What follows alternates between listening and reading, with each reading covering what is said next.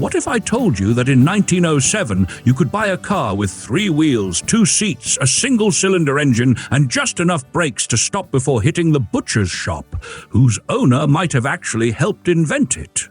And that this oddball contraption was so dependable it went to war, carried machine guns, and still made room for a romantic date? Stick around. This is the 1907 AC Sociable. Ladies and gentlemen, lean in. Today we're firing up 1 cylinder's worth of mischief, 2 wheels worth of front row seating, and exactly 1 wheel in the back that does all the hard work. Because this is the AC Sociable, the Edwardian crowd pleaser that looked like a motorcycle and a car had a polite British conversation and decided to meet in the middle. Before we roll, massive thanks to our channel sponsors, our glorious members who keep the kerosene lamps lit and the acetylene hissing. May your engines run cool, your tea stay hot, and your neighbors not report you when you test idle at midnight. Now story time. In early 1900s London, engineers John and William Weller had big car dreams, 20 horsepower modern touring grandeur. Their backer, John Portwine, owned a chain of butcher shops and, more importantly, a calculator. He said, "Let's build something simple enough for delivery boys to drive without demolishing the storefront." So in 1904, they launched the auto carrier. 2 wheels in front straddling a wooden box, driver perched behind with a tiller and an air-cooled single under the seat, power sent by chain to 1 lonely rear wheel through a clutch and 2-speed epicyclic gearbox in the hub. It was cheap to run, impossible to misunderstand, and perfect for cobblestones and chaos. By 1907, the firm had leaned so hard into the concept, they literally renamed themselves Auto Carriers Limited, AC for short, and then did the most obvious next thing, turned the cargo box into a seat. Behold, the passenger-friendly tri-car, soon christened the Sociable, because unlike most cycle cars, the occupants sat side by side. Courting couples rejoiced, chaperones did not. By 1910, the Sociable had evolved from tandem experiments into the definitive 2-seater, with the controls moved to the rear cockpit and a neat sloping nose to keep knees dry. AC brought flocks of them to shows, 8 at the 1912 Motorcycle and Cycle Car Show alone, and exported them all over the empire. Production across auto carriers and Sociables ran into the low thousands before the First World War paused the party. Period estimates suggest roughly 1,015s between 1904 and 1914, with some sources claiming around 1,800 Sociables alone. Survivors? Survivors? Scarce. The auction houses like to say 24 or so, and that feels about right when you try to find one that isn't already in a museum or welded into a smile on a collector's face. Under the seat, literally, lived the charm. Early engines were single-cylinder, air-cooled T-heads, rack-rated at 5 horsepower, around 631 to 636 cubic centimeters, later bored to roughly 725 cubic centimeters for a heroic 6 horsepower.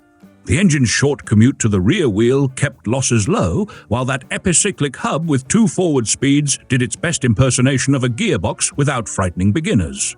Steering began with a tiller and, on later Sociables, graduated to a proper wheel. Suspension was leaf-sprung, semi-elliptics up front, quarter-elliptics out back, and braking was a contracting band on the rear wheel. Front brakes showed up on some later versions, but if you wanted excitement, you didn't pay extra. Dimensions? Think petite but purposeful, about 9 feet 8 inches long, 295 centimeters, around 4 feet 3 inches wide, 130 centimeters, on roughly a 7-foot wheelbase, 213 centimeters. With a front track near 3 feet 8 inches, 112 centimeters. Curb weight hovered around 838 pounds, 380 kilograms. That, friends, is why the thing actually scoots.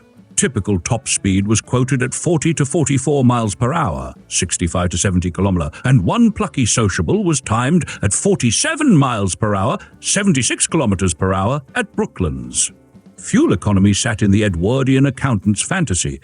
Range about 45 to 55 miles per imperial gallon, which is roughly 38 to 46 miles per US gallon, translating to about 5.1 to 6.3 liters per 100 kilometers.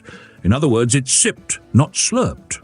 As for kit, restored examples from collections remind us how delightfully theatrical early motoring was. Bulb horn for announcing drama, Griffith's beacon, kerosene sidelights, and a Dependence kerosene taillight for mood, plus a Hausen Burley acetylene headlamp with its own fizzing generator. Add a wood-framed folding windshield and a tan canvas top, and you've basically built an Edwardian convertible cafe. Bring your own goggles.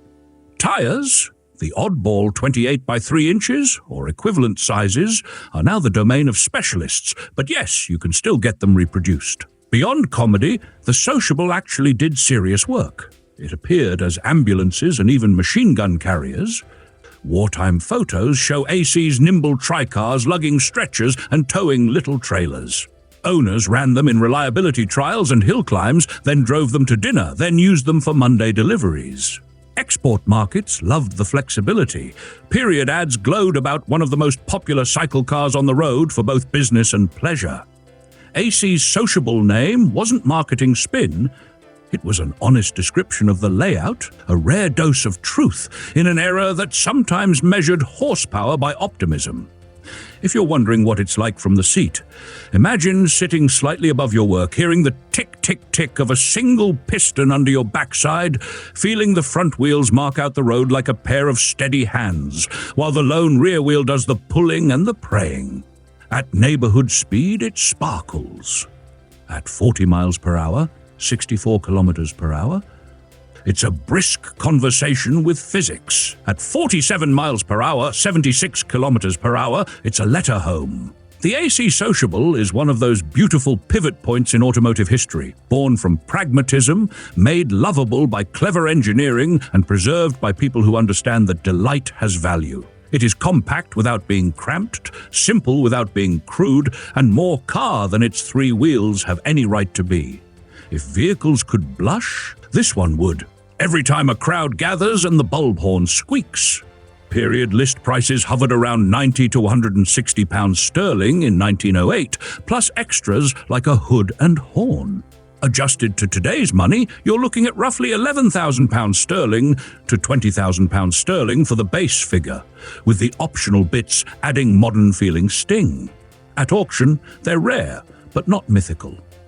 A nicely restored 1910 example made about $47,600 in Monterey, another sold in London for around £20,700 sterling, and a largely original 1912 car changed hands in mid-2025 for roughly £14,375 sterling.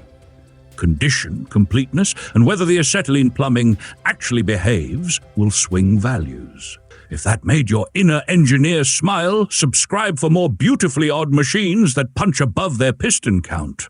May your mixtures be rich, your neighbors be patient, and your bulb horn always be funny on the first squeeze.